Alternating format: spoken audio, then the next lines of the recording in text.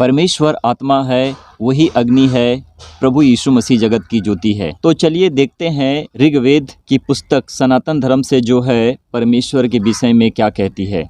मेरे प्रियो, प्रभु आप सभी को आशीष दें और आप सभी लोगों को ब्लेस करें। तो देखिए निर्गमन 19:5-6 क्या कहता है। जब हम 5 वचन को पढ़ते हैं, यहाँ पर लिखा है, इसलिए अब यदि तुम निश्चय मेरी मानोगे और मेरी वाचा का पालन करोगे तो सब लोगों में से तुम ही मेरे निज धन ठहरोगे, समस्त पृथ्वी तो मेरी है। तो मेरे प्रियो, जब हम परमेश्वर के वचन में बढ़ेंगे, परमेश्वर के वचन का पालन करेंगे, तभी हम परमेश्वर के निज धन ठहरेंगे, क्योंकि समस्त पृथ्वी तो परमेश्वर की है और इसी पृथ्वी के ऊपर हम जीते हैं, क्योंकि पृथ्वी परमेश्वर के पैरों की चौकी है, स्वर्ग परमेश्वर का सिंहासन है। तो देखिए 6 वचन क्या कहता है, अब तुम मेरी दृष्टि में याजकों का राज्य और पवित्र जाति ठहरोगे। जो बातें तुझे इजराइलियों से कहनी है वे यही हैं। तो हमसे पहले जो याजक थे उनका राज्य हमारा राज्य होगा और हम पवित्र जाति से परमेश्वर के लिए ठहरेंगे। यही बातें इजराइलियों से कहनी है कि वे तुम्हारी सुने और मेरे वचन का पालन करें। और यही परमेश्वर का जीवित वचन, सत्य वचन प्रभु यीशु मसीह है। तो देखिए निर्गमन 13, 21, 22 क्या कहता है। जब हम 21 वचन को पढ़ते हैं, यहाँ पर इस तरह से लिखा है, और यहोवा उन्हें दिन को मार्ग दिखाने के लिए मेघ के खंभे और रात को उजियाला देने के लिए आग के खंभे में होकर उनके आगे आगे चलता करता था, जिससे वे रात दिन और दोनों में चल सकें। तो ये सारी बातें परमेश्वर ने मूसा से कही थी कि मूसा इजराइलियों को मेरे वचन के द्वारा उनको सिखा सके कि वो मेरे वचन पर चल सकें। परंतु इजराइली हठीली जाति के थे, जो परमेश्वर के वचन पर मन तो ना लगाया, परंतु जिन्होंने मन लगाया उन्होंने परमेश्वर के वचन के द्वारा उद्धार पाया, क्योंकि परमेश्वर आग के खंभे में होकर मूसा से बातें करता था और इजराइलियों के आगे आगे चलता था। क्या रात क्या दिन परमेश्वर का प्रकाश उन पर सदा बना रहता था, क्योंकि जो कोई परमेश्वर के वचन पर चलता है वो कभी अंधियारे में नहीं परंतु उजाले में रहता है। देखिए 22 वचन क्या कहता है, उसने ना तो बादल के खंभे को दिन में और ना आग के खंभे को रात में लोगों के आगे से हटाया, क्योंकि परमेश्वर आत्मा है और आग है, क्योंकि उसकी दृष्टि मनुष्यों पर सदा लगी रहती है। रात हो चाहे दिन हो, परमेश्वर का प्रकाश उनके ऊपर से कभी परमेश्वर ने हटाया नहीं, परंतु उन पर दृष्टि अपनी लगाए रखा, क्योंकि परमेश्वर आग के खंभे में होकर उनके आगे आगे चलता था। देखिए निर्गमन 14, 6, 7, 8 क्या कहता है। जब हम 6 वचन को पढ़ते हैं, यहाँ पर इस तरह से लिखा है, जब उसने अपना रथ जुतवाया और अपनी सेना को संग लिया, तब फिरौन अपनी सेना को लेकर आगे बढ़ा, और देखो आगे क्या हुआ। 7 वचन, उसने 600 अच्छे से अच्छे रथ वरन मिस्र के सब रथ लिए और उन सबों पर सरदार बैठाए। 8 वचन, और यहोवा ने मिस्र के राजा फिरौन के मन को कठोर कर दिया, सो उसने इजराइलियों का पीछा किया, परंतु इजराइली तो बेखटके निकले चले जाते थे। तब फिरौन राजा अपने सैनिकों के साथ इजराइलियों के पीछे हो लिया। आगे देखो, और रथों के ऊपर सरदार को बिठाए, और परमेश्वर यहोवा ने मिस्र राजा जो फिरौन था उसके मन को कठोर कर दिया, और फिरौन राजा ने इजराइलियों का पीछा तो जरूर किया, परंतु इजराइली आराम से बेखटके आगे बढ़ते चले जा रहे थे। देखिए निर्गमन 14, 19, 20 क्या कहता है। जब हम 19 वचन को पढ़ते हैं, तब परमेश्वर का दूत जो इजराइली सेना के आगे आगे चला करता था, जाकर उनके पीछे हो लिया, और बादल का खंभा उनके आगे से हटकर और उनके पीछे जा ठहरा। देखिए 20 वचन क्या कहता है। इस प्रकार वह मिस्रियों की सेना और इजराइलियों की सेना के बीच में आ गया, और बादल और अंधकार तो हुआ, तो भी उससे रात को उन्हें प्रकाश मिलता रहा, और वे रात भर एक दूसरे के पास ना आए। तो मेरे प्रियो, परमेश्वर का दूत उन इजराइलियों के आगे आगे चला करता था, जाकर उनके पीछे हो लिया, और बादल का खंभा उनके आगे से हटकर उनके पीछे जा ठहरा। चाहे सेना हो, चाहे मिस्र राजा फिरौन हो। परमेश्वर के आगे और उसके सामने वो कभी भी टिक नहीं सकेंगे, परंतु मर मिटेंगे, क्योंकि परमेश्वर उस आग के खंभे में होकर मूसा के साथ रहता था और वो जो दूत था आगे होता था, फिर पीछे होकर उनकी रक्षा करता था। तो देखिए निर्गमन 14, 21, 22 क्या कहता है। जब हम 21 वचन को पढ़ते हैं, यहाँ पर इस तरह से लिखा है, और मूसा ने अपना हाथ समुद्र के ऊपर बढ़ाया और यहोवा ने रात भर प्रचंड पुरवाई चलाई और समुद्र को 2 भाग करके जल ऐसा हटा दिया जिससे कि उसके बीच सूखी भूमि हो गई। तो परमेश्वर ने लाल समुद्र को फाड़ दिया और उसको 2 भाग कर दिया। दोनों तरफ पानी दाएं बाएं दीवार की खंभा की तरह खड़ा हो गया और उसमें से इजराइली पार होने लगे। देखिए 22 वचन क्या कहता है।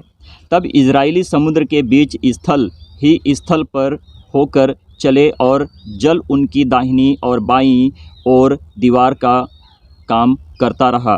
तो देखिए परमेश्वर महान है, सबसे बड़ा सर्वशक्तिमान है। परमेश्वर को ना तो कोई मिट्टी से बना सकता है और ना तो परमेश्वर कोई मिट्टी का पुतला है। परमेश्वर जीवता जागता परमेश्वर है, क्योंकि वो सबसे बड़ा सर्वशक्तिमान है।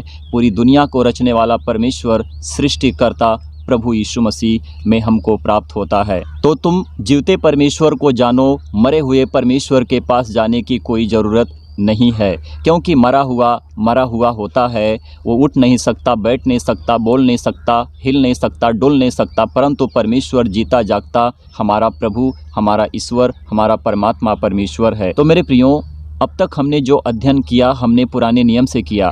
तो अब हम पवित्र बाइबल न्यू टेस्टमेंट को पढ़ते हैं। अब यहाँ पर प्रभु यीशु मसीह क्या कहते हैं, जरा हम परमेश्वर के वचन पर नज़र डालते हैं कि प्रभु हमसे क्या कहता है। जब हम यूहन्ना 8, 12, 16 पढ़ते हैं तो 8 वचन क्या कहता है, देखो। तब यीशु ने फिर लोगों से कहा, जगत की ज्योति मैं हूँ, जो मेरे पीछे हो लेगा वह अंधकार में ना चलेगा परंतु जीवन की ज्योति पाएगा। तो मेरे प्रियो, हमने जैसे इस वचन का अध्ययन किया, पुराने नियम में परमेश्वर के ऊपर नज़र डाला, तो परमेश्वर ने कहा जो मेरी सुनेंगे मैं उसकी सुनूंगा। प्रभु यीशु मसीह कहते हैं कि जगत की ज्योति मैं हूँ, जो मेरे पीछे चलेगा वो अंधकार में नहीं रहेगा परंतु वो उजाले में रहेगा, और वही मनुष्य जीवन की ज्योति पाएगा। और जीवन की ज्योति, जगत की ज्योति परमेश्वर है, जो प्रभु यीशु मसीह अपने विषय में कहते हैं कि मैं जगत की ज्योति हूँ। देखिए 16 वचन क्या कहता है, और यदि मैं न्याय करूँ भी तो मेरा न्याय सच्चा है, क्योंकि मैं अकेला नहीं परंतु मैं हूँ और पिता है जिसने मुझे भेजा है। तो प्रभु यीशु मसीह ने यहाँ पर क्या कहा कि मैं हूँ का सही अर्थ जो हम इसको जानने की कोशिश करते हैं तो ये परमेश्वर कहते हैं कि मैं हूँ और जीवित हूँ। तो हमारा परमेश्वर जीवित है। ये प्रभु यीशु मसीह जो मनुष्य में हमको पृथ्वी के ऊपर दिखाई देता है, इसमें ही परमेश्वर अपने वचन के द्वारा काम करता है। और प्रभु यीशु मसीह की शरीर परमेश्वर का मंदिर है और स्वयं में प्रभु यीशु मसीह परमेश्वर है।